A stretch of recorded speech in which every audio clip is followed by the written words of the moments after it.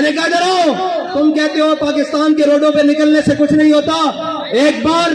باہر نکلو، قرآن کو دائیں ہاتھ میں اٹھاؤ اور ایٹم بم والے بکسے کو بائیں ہاتھ میں اٹھاؤ اور پوری کابینہ بھر کے سویڈن لے جاؤ اور جا کر کہو کہ ہم قرآن کے تحفظ کے لیے آئے ہیں، ساری کائنات کی نعمتیں اگر تمہارے پاؤں میں نہ آ گئی تو ہمارا نام بدل کے رکھ دینا۔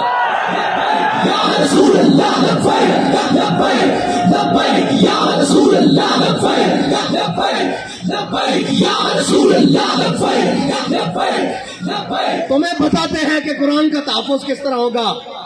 اور 10 لاکھ مسلمانوں نے